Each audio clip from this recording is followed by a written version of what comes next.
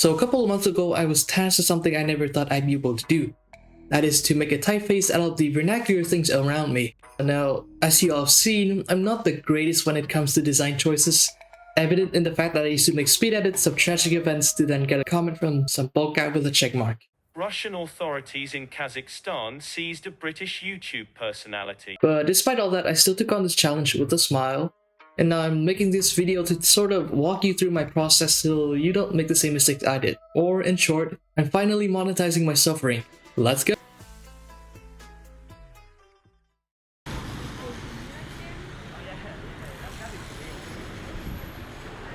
Say hi! This was the day when everything happened. Upon receiving the task, I and a couple of friends went out and got to take inspiration right away. Before I show you the goofy BTS footages though, what is vernacular exactly? Vernacular, according to the Oxford Dictionary, is the language or dialect spoken by the ordinary people in a particular country or region. Or the second meaning is architecture concerned with domestic and functional rather than public or monumental buildings. In a nutshell, it's the things around you and things that belong to a specific region or a specific people. Now in the early stages of finding inspiration, I tried to look for things that belong to the street we went to, things that a lot of people would overlook.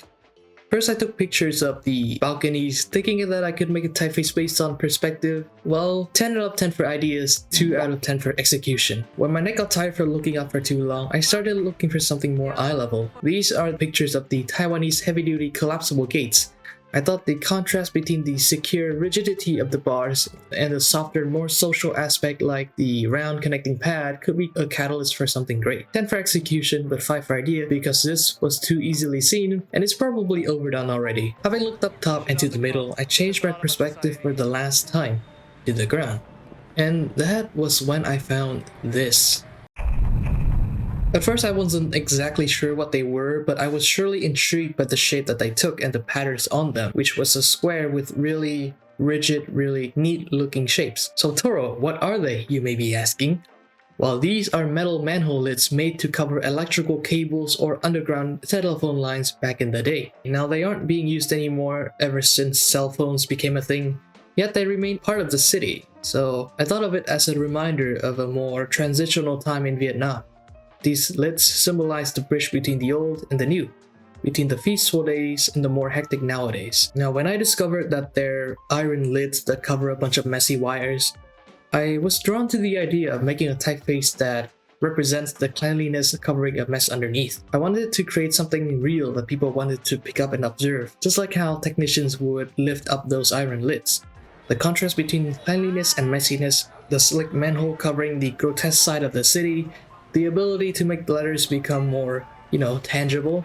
These are the things that I yearn for to explore in my typeface, and this is where Akira comes in.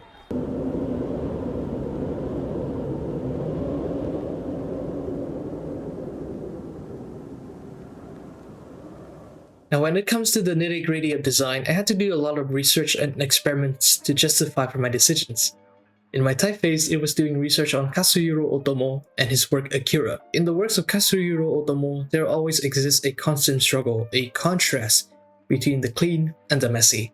His style is what I call grotesque beauty, which is something I would probably explore in another video. Although he said that it came from his childhood influences, his art style coincidentally enhanced a lot of the themes in his stories, especially in Akira.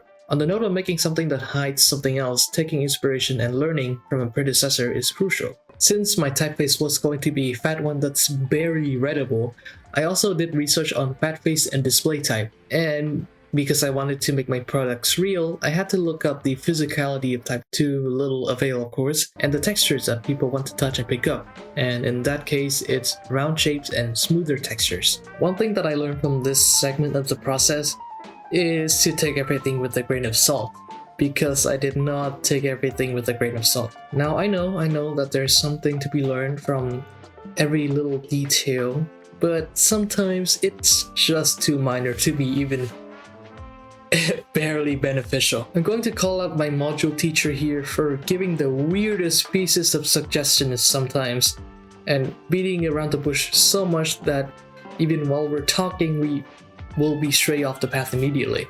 trying to ask him for anything is like taking a gamble. You either win big and get the information you needed, or you go home and get straight off the path immediately.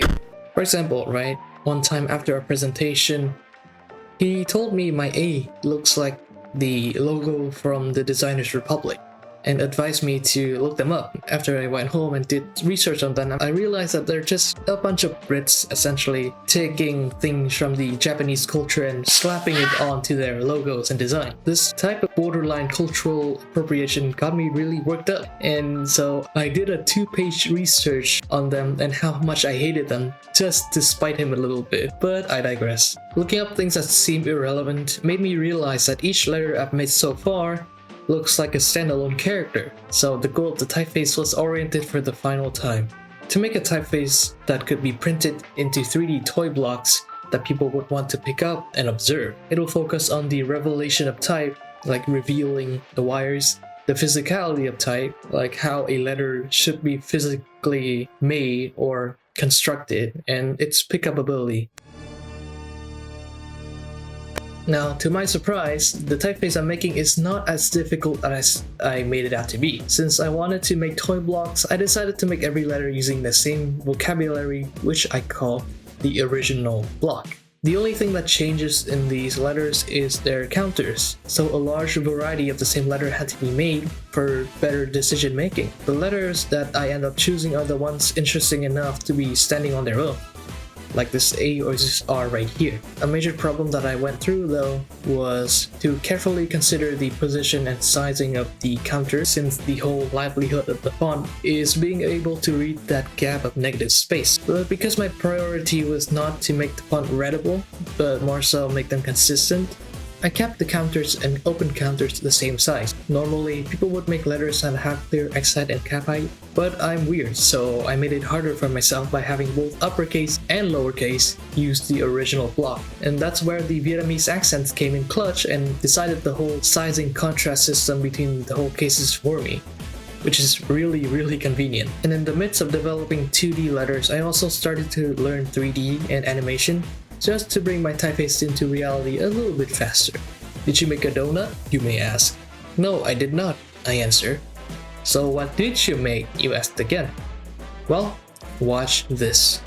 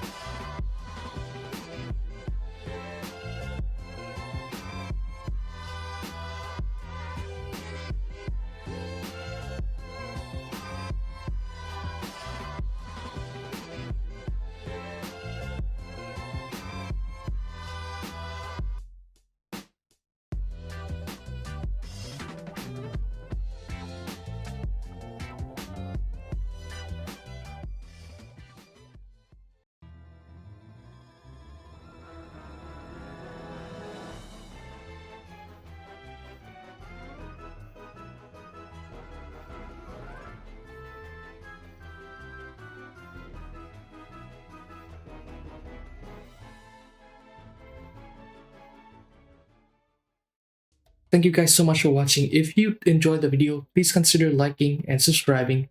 We are so close to 400 subscribers and I cannot wait to show you what I've got in store this year. But before ending the video though, we've got a tradition on this channel, and let's go back to that tradition, shall we? Happy New Year and please enjoy.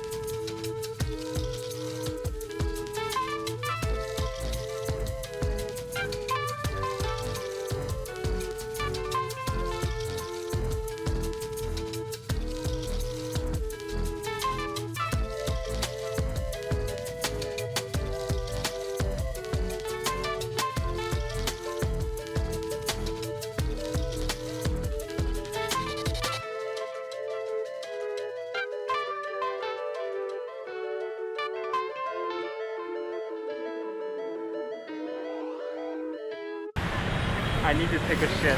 Okay, shit right now.